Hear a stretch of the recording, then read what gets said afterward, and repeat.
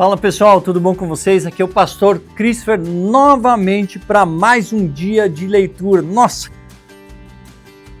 cara, é muita informação, é muito bom, é conhecer Jesus, aquilo que Jesus fez, aquilo que através do Antigo Testamento Deus se revelou. Cara, isso é fantástico, isso é muito precioso para as nossas vidas, para o nosso crescimento, para o nosso desenvolvimento. Por isso, eu quero ser obediente ao Senhor e compartilhar essa jornada junto com você. Que bom que você está aí, quero incentivá-lo a ler junto comigo. Vou dizer, se você não tem essa Bíblia aqui, ó, eu vou deixar a descrição aqui embaixo, tá?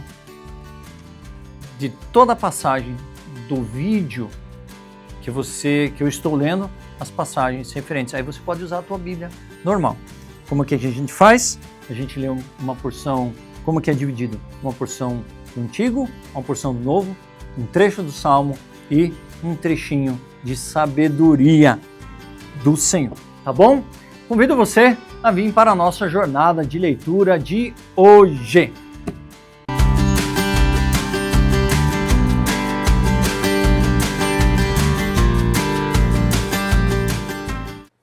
Muito bem, vamos lá. Agora estamos entrando em Juízes. Vamos começar a enxergar os juízes, né? Trecho muito bom aí para nós, conhecer algumas histórias de alguns juízes. E você vai perceber, se você nunca leu esses trechos, você vai ver que tem vários juízes que atuaram. Alguns juízes, trechinho menorzinho, né? Alguns juízes mais relevantes como Gideão, Sansão, Débora e entre outros, ok? Por isso, vamos lá ler os juízes na época. Então vamos lá, começando o livro de Juízes.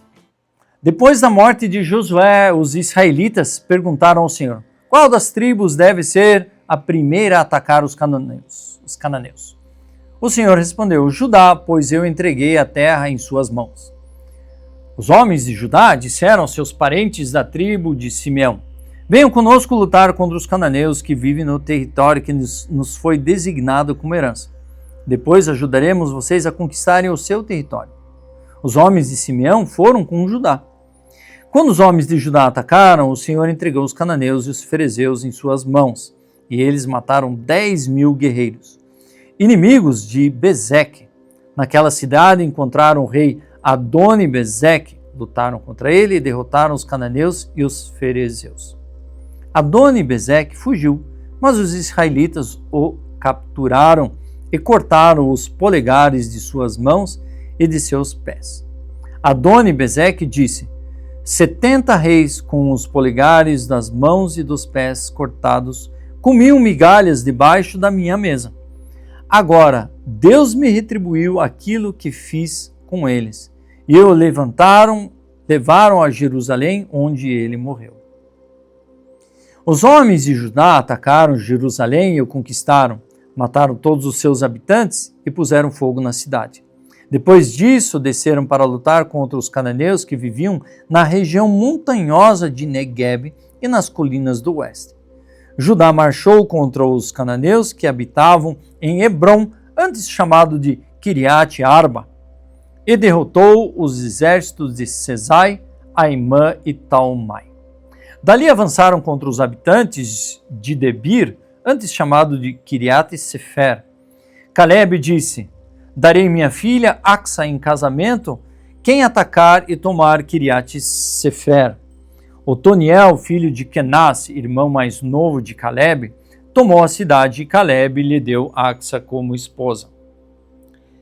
Quando Axa se casou com Otoniel, ela incitou para que ele pedisse um campo ao pai dela. Assim que ela desceu do jumento, Caleb lhe perguntou: o que você quer? Ela respondeu: quero mais um presente, e o Senhor me dê mais um presente. O Senhor me deu terras no deserto de Negueb. Agora peço que também me dê fontes de águas. Então Caleb lhe deu as fontes de águas superiores e as fontes inferiores. Quando a tribo de Judá deixou Jericó, a cidade das palmeiras, os queneus, descendentes do sogro de Moisés, os acompanharam até o deserto de Judá. Eles se estabeleceram no meio do povo dali, perto da cidade de Arade, no Negueb. Então a tribo de Judá se uniu com seus parentes da tribo de Simeão para lutar contra os cananeus que habitavam em Zefate e destruíram completamente a cidade. Por isso agora ela se chama Ormá. A tribo de Judá também conquistou as cidades de Gaza, Ascalon e Ecrom e os territórios ao redor. O Senhor estava com a tribo de Judá, ela como posse da região montanhosa, mas não conseguiu expulsar os habitantes da planície, pois eles tinham carros de guerra com rodas de ferro. A cidade de Hebrom foi entregue a Calebe conforme Moisés havia prometido, e ele expulsou os seus habitantes, descendentes dos 3 filhos de Enaque. A tribo de Benjamim, porém, não conseguiu expulsar os jebuseus que moravam em Jerusalém. Por isso, até hoje, os jebuseus vivem no meio do povo de Benjamim. Os descendentes de José atacaram as cidades de Betel, e o Senhor estava com eles.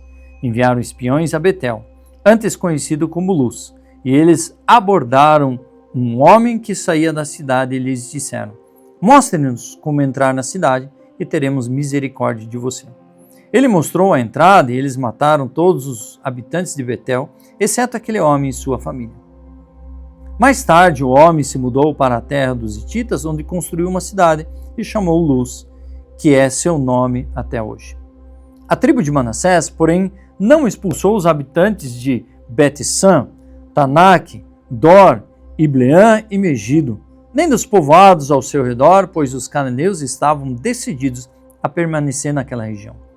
Quando Israel se fortaleceu, submeteu os cananeus a trabalhos forçados, mas não os expulsou completamente da terra. A tribo de Efraim também não expulsou os habitantes de Gezer, de modo que os cananeus continuaram a viver no meio deles. A tribo de Zebulão não expulsou os habitantes de Quitrom e de Nalol, de modo que os cananeus continuaram a viver no meio deles, mas foram submetidos a trabalho forçado. Espera aí.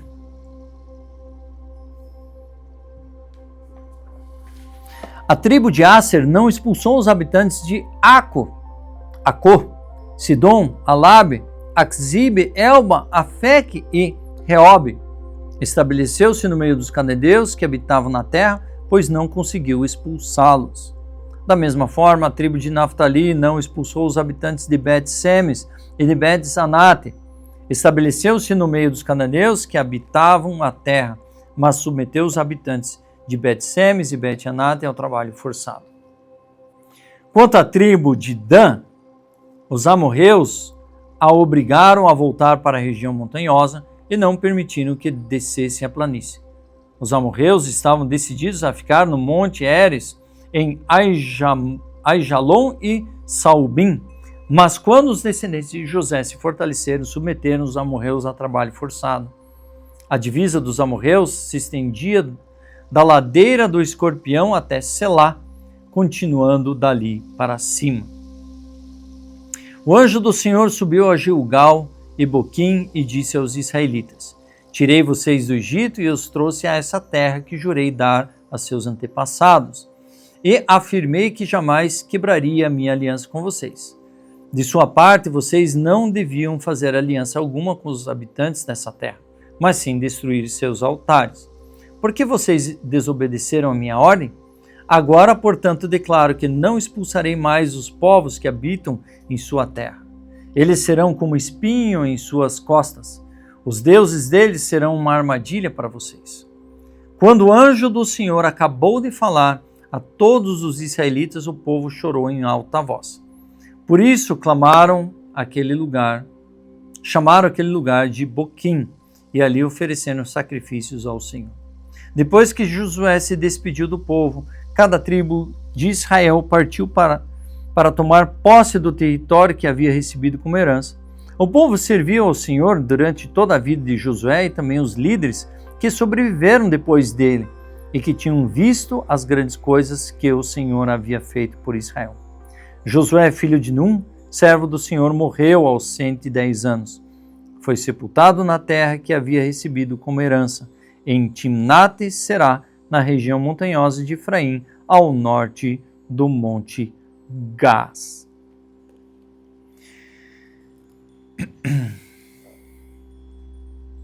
Lucas 21, 29 a 22, 13. Em seguida, deu-lhes esta ilustração. Observe a figueira e todas as suas árvores. Quando as folhas aparecem, vocês sabem reconhecer por conta própria que o verão está próximo.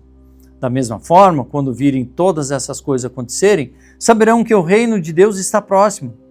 Eu lhes digo a verdade, essa geração não passará até que todas essas coisas tenham acontecido. Os céus e a terra desaparecerão, mas as minhas palavras jamais desaparecerão.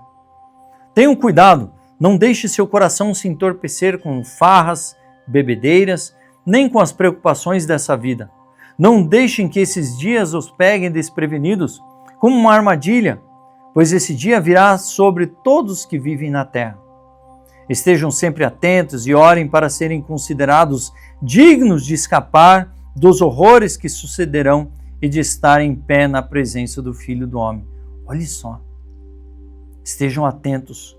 Orem para se considerarem dignos de estarem em pé na presença do Filho do Homem. Todos os dias Jesus ia ao templo ensinar e à tarde voltava para passar a noite no Monte das Oliveiras. Pela manhã, o povo se reunia bem cedo no templo para ouvir falar. A festa dos pães sem fermento, também chamada de Páscoa, se aproximava. Os principais sacerdotes e mestres da lei tramavam uma forma de matar Jesus, mas tinham medo da reação do povo. Então Satanás entrou em Judas Iscariote, um dos 12, e ele foi aos principais sacerdotes e aos capitães da guarda do templo para combinar a melhor maneira de lhes entregar Jesus. Eles ficaram muito satisfeitos e lhe prometeram dinheiro. Judas concordou e começou a procurar uma oportunidade de trair Jesus para que o prendessem quando as multidões não estivessem por perto. Chegou o dia da festa dos pães sem fermento, quando o cordeiro pascal era sacrificado. Jesus mandou Pedro e João na frente e disse: Vão e preparem a refeição da Páscoa para que a comamos juntos. Onde o Senhor quer que preparemos? Perguntaram. Ele respondeu: Logo que vocês entrarem em Jerusalém, um homem carregando uma vasilha de água virá ao seu encontro. Sigam-no na casa onde ele entrar. Digam ao dono: O mestre pergunta: Onde fica o aposento no qual comerei a refeição da Páscoa com meus discípulos? Ele os levará a uma sala grande, no andar superior, que já estará arrumada. Preparem ali a refeição. Eles foram e encontraram tudo como Jesus tinha dito, e ali prepararam a refeição da Páscoa. Gente.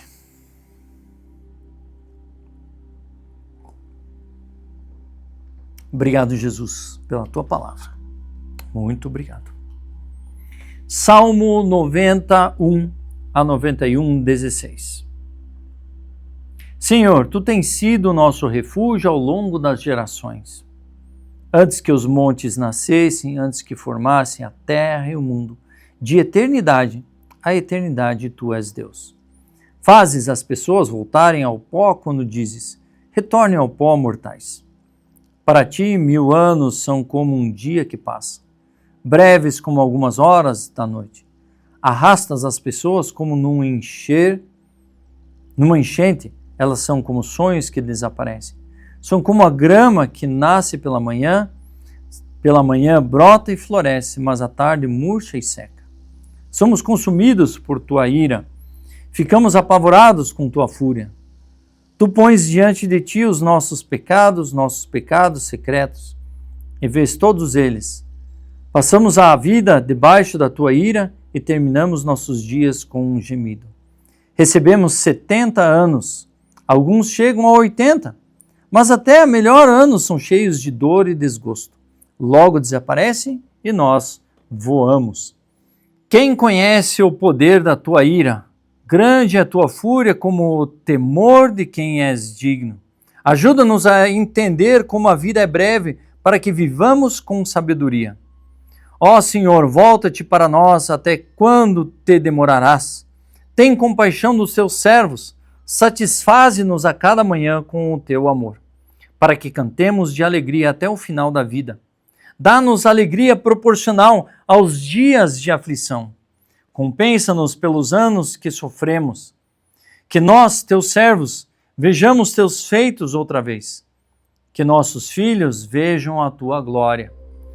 Seja sobre nós a bondade do nosso Deus, faze prosperar nossos esforços, sim, faze prosperar nossos esforços. Aquele que habita no abrigo do Altíssimo encontrará descanso à sombra do Todo-Poderoso. Isto eu declaro a respeito do Senhor. Ele é meu refúgio, meu lugar seguro. Ele é meu Deus e nele confio, pois ele o livrará das armadilhas da vida e protegerá das doenças mortais. Ele o cobrirá com as suas penas e o abrigará sob as suas asas. E sua fidelidade é armadura e proteção. Não tenha medo dos terrores da noite, nem das flechas que voam durante o dia. Não tema a praga que se aproxima na escuridão, nem as calamidades que devasta ao meio-dia. Ainda que 1000 caiam ao meu lado, 10.000 morram ao seu redor, não será atingido. Basta abrir os olhos e você como são castigados os perversos.